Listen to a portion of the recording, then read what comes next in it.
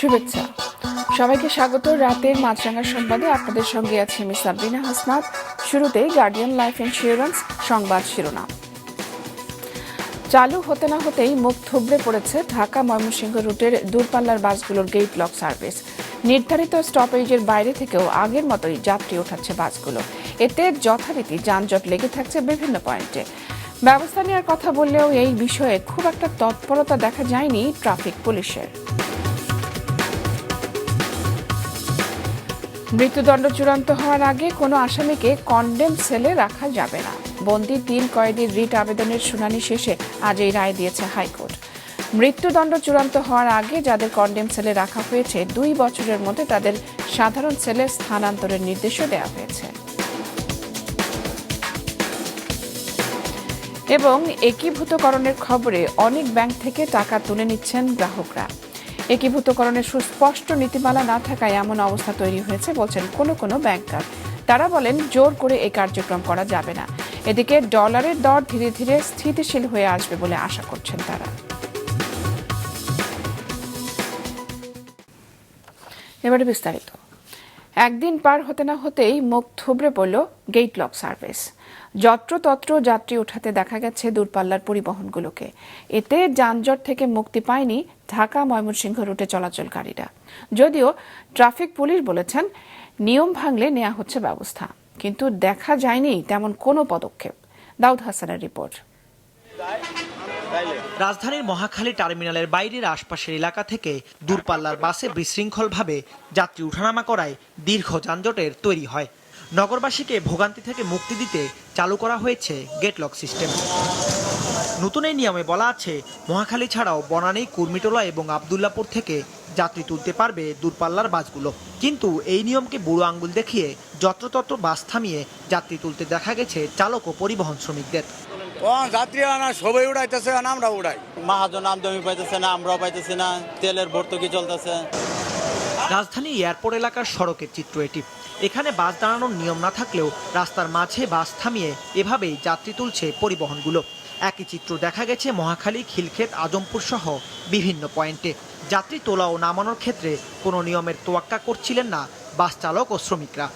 আমাদের টপিসে যাত্রী থাকে লোকাল, না তোমার দূরপাল্লা কোনো কাউন্টার নাই। টার্মিনালে পরে যা আছে সব লোকাল যাত্রী। নিয়ম নাই, এটা ঠিক আছে। আগে তোলা হয়েছে, ওখানে তুলে যাইতে হবে। এই জায়গা থেকে ওঠানোর নিয়ম আছে। তাহলে বলা 50 টাকা দিচ্ছে। ট্রাফিক পুলিশের নাকের ডগায় এমন অনিয়ম চললেও দেখেও যেন না দেখার ভান করে আছেন তারা। যদিও পরে মাছরাঙা টেলিভিশনের ক্যামেরা দেখে তৎপর হয়ে উঠেন তারা। তো আপনারা দেখলাম আপনি দায়িত্ব থাকার অবস্থায় এখানে লোকজন দ্বারা আপনার সামনে যাত্রী তুলতেছে, যাত্রী উঠাচ্ছে, আপনি কিছু বলতেছেন না কেন? সামনে জিজ্ঞেস করেন আপনি কেন কিছু করতেছিলেন না? আপনার সামনেই তো বলতেছেন। আমার সাথে আপনার সামনে তো উঠছিল, আপনি কিছু বলেন না। স্যারকে জিজ্ঞেস করেন। স্যার আছে এটা যদি গেলে সে ইয়া করে থাকে, তাহলে ওনার সামনে যদি গেলে হয়ে থাকে, তাহলে জিনিসটা হওয়া উচিত হয়। দায়িত্ব এড়ানোর কোনো সুযোগ নেই। আমাদের senior sir all time monitoring এর মধ্যে আছে। এদিকে যাত্রীরা বলছেন এমন নিয়ম বাস্তবায়ন করা গেলে যানজটের পাশাপাশি সড়কে চলাচল হবে নিরবচ্ছিন্ন ও স্বস্তিদায়ক। পয়েন্টের বাহির থেকে ওঠায় এই জন্য যানজট সৃষ্টি হয়, সময় নষ্ট হয় যাত্রীদের জন্য। এবং পয়েন্ট থেকে উঠাইলে প্রায় পয়েন্টে ফুটওভার ব্রিজ আছে, যাত্রীরা পয়েন্ট পার হয়ে যে যাত্রী উঠতে পারে। বাসের ভিতরে অতিরিক্ত যাত্রী তোলা না হয় তাহলে অবশ্যই এটা আমাদের জন্য ভালো। যানজট কমাতে আন্তজেলা বাস সার্ভিসের পাশাপাশি সিটি সার্ভিসকেও একই নিয়মে আনতে হবে বলে জানায় সংশ্লিষ্টরা।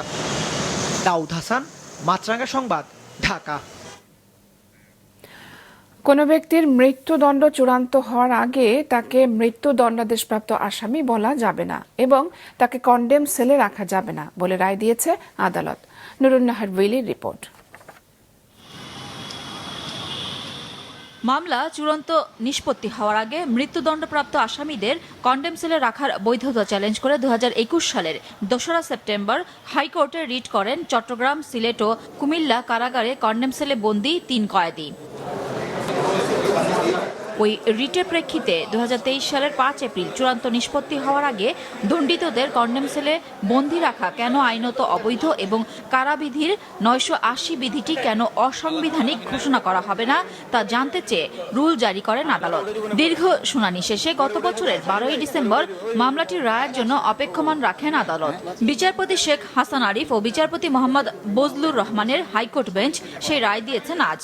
এই ধরনের ডিলে যেখানে হয় সেখানে মৃত্যুর দণ্ডের সেলের আসামিকে নির্জন কক্ষে 15 থেকে 20 বছর পর্যন্ত যদি বন্দী রাখা হয় তাহলে এটি হবে double punishment. High court division, appeal বিভাগ, আপিলের রিভিউ এবং মহামান্য রাষ্ট্রপতির কাছে ক্ষমা প্রার্থনার যে দরখাস্ত আছে এগুলো নিষ্পত্তি হওয়ার পরেই একজনকে নির্জন কক্ষে কন্ডেম সেলে কনফাইন করে সলিটারি কনফাইনমেন্টে রাখা যাবে। রিটকারীদের আইনজীবী জানান, মৃত্যুদণ্ডাদেশ চূড়ান্ত হওয়ার আগেই যাদের কন্ডেম সেলে রাখা হয়েছে আগামী 2 বছরের মধ্যে তাদের সাধারণ কয়েদিদের সঙ্গে রাখার ব্যবস্থা করার নির্দেশ দিয়েছেন আদালত। সংক্রামক রোগের যদি কোনো রোগ থেকে থাকে অথবা অন্য ধরনের কোনো সেক্সুয়াল ডিজিজ থেকে থাকে তাহলে তাকে আলাদা করে রাখা যাবে। এই ক্ষেত্রে ওই ব্যক্তিকে জেলের ভিতরে প্রাথমিকভাবে শুনানি নিতে হবে যে আপনাকে সেপারেটলি নির্জন কক্ষে রাখা হবে। এই ব্যাপারে আপনার মন্তব্য বা বক্তব্য কি? যে কারাবিধির রায়ের নির্দেশনায় আদালত বলেছে, সরকার কারাবিধি সংস্কারের যে কাজ করছে সেখানে যেন এই রায় ও পর্যবেক্ষণের প্রতিফলন থাকে। সরকারের সঙ্গে আলোচনা করে কথা বলে আপিলের বিষয়ে সিদ্ধান্ত নেবেন বলে জানিয়েছেন অ্যাটর্নি জেনারেল। যারা মৃত্যুদণ্ডপ্রাপ্ত আসামির বেইল অ্যাপ্লিকেশনটা কনসিডার করা যাবে, এটা আমাদের দেশে এখন পর্যন্ত হয়নি, যার ফলে এটা হয়তো আমি সরকারের সাথে আলাপ করব। এছাড়া উনি আরও কতগুলো যে ডাইরেকশন দিয়েছেন আমি ডাইরেকশনগুলো নিয়ে সরকারের সাথে আলাপ করব এবং সরকারের নির্দেশনা অনুযায়ী পরবর্তী আমরা পদক্ষেপ নিব। 2022 সালের নভেম্বর পর্যন্ত তথ্যের ভিত্তিতে দেয়া কারা কর্তৃপক্ষের প্রতিবেদন অনুযায়ী দেশের কারাগারগুলোতে কন্ডেম সেল রয়েছে 2657টি। এসব সেলে মোট বন্দী রয়েছে 2162 জন কয়েদি। নুরুন নাহার উইলি, মাছরাঙা সংবাদ, ঢাকা। হজযাত্রীদের ভিসা দেওয়ার সময়সীমা বাড়ানোর জন্য সৌদি আরবকে অনুরোধ জানিয়েছেন প্রধানমন্ত্রী শেখ হাসিনা। বাংলাদেশে নিযুক্ত সৌদি আরবের রাষ্ট্রদূত ইউসুফ ইসা আল দুহাইলান সকালে গণভবনে প্রধানমন্ত্রীর সাথে সৌজন্য সাক্ষাৎ করতে গেলে এই আহ্বান জানান তিনি। হজযাত্রীরা যেন নির্বিঘ্নে পবিত্র হজ পালনের সুযোগ পান সেই দিকে বিশেষ দৃষ্টি দিতে সৌদি রাষ্ট্রদূতকে অনুরোধ জানান প্রধানমন্ত্রী। ভিসা দেওয়ার সময়সীমা বাড়ানোর আশ্বাস দেন সৌদি রাষ্ট্রদূত। দুর্বল ব্যাংকের সঙ্গে শক্তিশালী ব্যাংকের একীভূতকরণের সুস্পষ্ট কোনো নীতিমালা না থাকায় গ্রাহকদের মাঝে এই নিয়ে আতঙ্ক বাড়ছে। এমন কথা জানিয়ে পূবালী ব্যাংকের চেয়ারম্যান বলেছেন, জোর করে একীভূতের কার্যক্রম পরিচালনা করা যাবে না। আজ কেন্দ্রীয় ব্যাংকে এক বৈঠক শেষে সাংবাদিকদের প্রশ্নের জবাবে তিনি এসব কথা বলেন। এ সময় ব্যাংক মালিকদের সংগঠন BAB সভাপতি জানান, ডলারের দরের চলমান ঊর্ধ্বগতি ধীরে ধীরে স্থিতিশীল হয়ে আসবে। সংকটে থাকা ব্যাংকে ভালো ব্যাংকের সঙ্গে যুক্ত করার নতুন উদ্যোগ শুরু করেছে বাংলাদেশ ব্যাংক। এরই মধ্যে এক্সিমের সাথে পদ্মা আর সোনালীর সাথে BDBL একীভূত হতে সমঝোতা চুক্তি করেছে। এর বাইরে কৃষি ব্যাংকের সঙ্গে রাষ্ট্রীয় মালিকানার রাজশাহী কৃষি উন্নয়ন ব্যাংক একীভূত করার সিদ্ধান্ত দিয়েছে কেন্দ্রীয় ব্যাংক। যদিও সেই নির্দেশ মেনে ইউসিবির সঙ্গে যুক্ত হতে রাজি হয়নি ন্যাশনাল ব্যাংক। সিটির সঙ্গে একীভূত হতে আপত্তি জানিয়েছে বেসিকো। ফলে একীভূতকরণের এই পুরো ব্যবস্থা নিয়ে গ্রাহক আর ব্যাংক কর্মীদের মাঝে শঙ্কা বেড়েছে বলে জানিয়েছেন ব্যাংকের চেয়ারম্যানরা।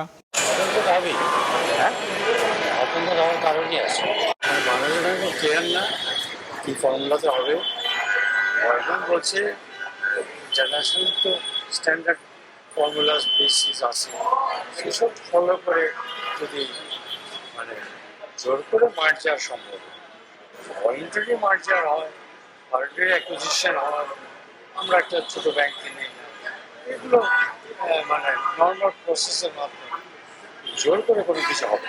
মার্জার নিয়ে সাধারণ কথা বলতে হলে বাংলাদেশ ব্যাংক লাগবে। আমি কোনো কথা বলবো না, বলতে চাইও না। আমার ব্যাংকের ব্যাপারে পদ্মা ব্যাংকের সাথে যে মিলন হতে যাচ্ছে এটা অনেক এগিয়ে গেছে, ইনশাল্লাহ এটা সাকসেসফুলি হয়ে যাবে। ব্যাংকিং খাতে একীভূতকরণের এই বিতর্কের মাঝেই নতুন করে সংখ্যা হয়ে এসেছে বাজার ভিত্তিক সুদহার বিনিময় হার। IMF এর শর্ত মেনে এরই মাঝে আগের স্মার্ট পদ্ধতি বাতিল করে ঋণের সুদ হারের সব সময়সীমা তুলে দেওয়া হয়েছে। আর কোলিং প্যাক পদ্ধতির মাধ্যমে 7 দিনের মধ্যে 60 টাকা বাড়িয়ে ডলারের দর নির্ধারণ করা হয়েছে 117 টাকা। সামনের দিনে কি হবে সেই প্রশ্নও ছিল ব্যাংক মালিকদের কাছে। সময়েরই ডাক এটা। ডলার কি জোর করে আপনি আটকা রাখতে পারবেন এখানে? পাকিস্তানের ডলার দাম কত? 270 টাকা। টার্কিতে কত? আপনি বলেন ইজিপ্টে কত? আমরা কোথায় আছি? আমরা ডলারটা তো জোর করে চাপায় রাখছি। ইম্পোর্টার 170 টাকায় ডলার পাচ্ছে আর বেশি দাম দিয়ে কিনতে হচ্ছে। যদি সিস্টেমটা ফেল করে তখন চেঞ্জেস আনতে হবে। এ সময় কম খরচে ভালো সেবা দিতে বাংলাদেশ অ্যাসোসিয়েশন অব ব্যাংকার্সের পক্ষ থেকে দেশে একটি বড় হাসপাতাল স্থাপনের পরিকল্পনার কথাও জানানো হয়। রঞ্জিবুল মিজান, মাছরাঙ্গা সংবাদ, ঢাকা। বাংলাদেশে এসে কোনো রাজনৈতিক দলকে মদদ দেওয়ার মতো বিশ্ব পরিস্থিতি এখন আর নেই বলেছেন আওয়ামী লীগের সাধারণ সম্পাদক ওবায়দুল কাদের। সকালে ধানমন্ডিতে সভাপতির দলীয় কার্যালয়ে সংবাদ সম্মেলনে যুক্তরাষ্ট্রের দক্ষিণ ও মধ্য এশিয়া বিষয়ক সহকারী পররাষ্ট্রমন্ত্রী ডোনাল্ড লুর বাংলাদেশ সফর নিয়ে এই মন্তব্য করেন তিনি। সহকারী পররাষ্ট্রমন্ত্রী তিনি আসছেন, তাদের কোন উদ্দেশ্য আছে আমরা জানি না, কিন্তু বিএনপিকে আবারও মদত দেবে, চাঙ্গা করবে, সেই পরিস্থিতি বোধ এখন বিশ্ব রাজনীতিতে মোটেই নেই। এবং যারা এ দাপটটা দেখাবে তাদের দাপট দেখানোর ক্ষমতাটা মধ্যপ্রাচ্যেই সংকুচিত হয়ে গেছে। ভারতে সোনা পাচারের নিরাপদ রুটে পরিণত হয়েছে সীমান্তবর্তী অঞ্চল খুলনা। সেখানে প্রায়ই ধরা পড়ছে স্বর্ণের ছোট বড় চালান। আটকও হচ্ছেন চোরা কারবারিরা। SM মিলনের ক্যামেরায় মোস্তফা জামালের রিপোর্ট। রাজধানীর সূত্রাপুর এলাকার বাসিন্দা মোহাম্মদ আবু কালাম প্রতি মাসে 5-6 বার ঢাকা থেকে সোনার বার নিয়ে বাসে খুলনা হয়ে যেতেন সাতক্ষীরায়। সেখানে পৌঁছে দেওয়া স্বর্ণের বারগুলো অবৈধভাবে পাচার হতো ভারতে। গত প্রায় 2 মাস ধরে এই কাজ করছেন তিনি। অবশেষে গত 2 মে খুলনার সাচিবুনিয়া এলাকায় পুলিশের হাতে ধরা পড়েন তিনি। তার স্যান্ডেলের ভেতরে লুকিয়ে রাখা 70 লাখ টাকা মূল্যের 738 গ্রাম ওজনের 60টি স্বর্ণের বার উদ্ধার করে পুলিশ। এগুলো গোপন সংবাদের ভিত্তিতে অধিকাংশই ঢাকা থেকে যে সাতক্ষীরাগামী যে পরিবহনগুলো রয়েছে, সড়ক পরিবহন, এই পরিবহনের থেকে আমরা আটক করেছি। এবং সেক্ষেত্রে আমরা যাদেরকে গ্রেপ্তার করেছি অধিকাংশই কিন্তু দেখা যাচ্ছে বাহক। প্রাথমিক স্তরে কারা জড়িত তাদের নাম আমরা পেয়েছি, এবং সাতক্ষীরায় এদের ডেস্টিনেশন কোথায় আমরা তাদের নাম্বার পেয়েছি। নাগরিক সমাজের প্রতিনিধিরা বলছেন সোনা পাচারের সাথে সাথে বাড়ছে এ অঞ্চলে অস্ত্র, মাদক ও মানব পাচারের সংখ্যা। অপরাধের মধ্যে মাদক রয়েছে, অপরাধের মধ্যে ট্রাফিকিং রয়েছে, এই অপরাধের মধ্যে অস্ত্র চালান রয়েছে, এবং সেইটার সঙ্গে আবার অন্য অনেক বিষয়, সেটার সঙ্গে চুরি, ছিনতাই, ডাকাতি। ফলে একটা অপরাধী চক্র যখন গড়ে ওঠে, সেই চক্র দ্বারা অনেক নানাবিধ অপরাধ ঘটে যাওয়ার সম্ভাবনা থাকে, এবং সেটি ঘটেও থাকে আমাদের সমাজে। তবে পুলিশ বলছে সোনা চোরাচালানের সাথে জড়িত গডফাদারদের অনেকের সন্ধান মিলেছে। তাদের ধরতে কাজ করছেন তারা। ঢাকা থেকে সাতক্ষীরা যায়, সাতক্ষীরা যাওয়ার পরে এটি সাতক্ষীরায় থাকে না, এটি আপনি জানেন যে আমাদের পাশের দেশে স্বর্ণের প্রচণ্ড প্রবল চাহিদা আছে, সেই দেশে এই স্বর্ণগুলো চলে যায়। তো এটি প্রতিরোধ করার জন্যই আমরা মূলত এখানে কাজ করছি, যে এর সঙ্গে মানব পাচার বা অস্ত্র বা মাদক জড়িত আছে কিনা সেই বিষয়টিও আমরা নিশ্চয়ই খতিয়ে দেখব। আমরা খতিয়ে দেখেছি, আরও জীবন ঘনিষ্ঠভাবে খতিয়ে দেখব। কেএমপির তথ্য অনুযায়ী গেল বছর সেপ্টেম্বর থেকে এবছরের মে পর্যন্ত সোনার 6টি চালান আটকের মাধ্যমে 44 পিস সোনার বার উদ্ধার হয়েছে। 5 কেজি 67 গ্রাম উদ্ধার হওয়া এসব সোনার আনুমানিক মূল্য 4,45,12,748 টাকা। মোস্তফা জামাল, মাছরাঙ্গা সংবাদ, খুলনা। 1 মাস পর কক্সবাজার উপকূলে পৌঁছল জলদস্যুদের হাত থেকে মুক্তি পাওয়া বাংলাদেশি জাহাজ MV আব্দুল্লাহ। সন্ধ্যায় কুতুবদিয়া বহির্নোঙরে ভিড়েছে জাহাজটি। আগামীকাল চট্টগ্রামে ফিরবেন 23 নাবিক। প্রিয়জনদের বরণ করে নেওয়ার জন্য প্রতীক্ষায় প্রহর গুনছেন স্বজনরা। আব্দুল্লাহ রাকিবের রিপোর্ট, ক্যামেরায় ছিলেন সঞ্জীব দে। অপেক্ষার প্রহর শেষ হচ্ছে এমভি আবদুল্লাহ জাহাজের 23 নাবিকের পরিবারের। দেশের জলসীমায় জাহাজটি পৌঁছানোর খবরে আনন্দের বন্যা বইছে তাদের মাঝে। জলদস্যুদের কবল থেকে মুক্তির পর আগামীকাল দেখা হতে যাচ্ছে স্বজনদের সাথে। প্রিয়জনদের বরণের প্রস্তুতি সহ পরিবারগুলো তৈরি করছেন পছন্দের খাবার। নাবিকদের সন্তানদের উচ্ছ্বাসেরও কমতি নেই।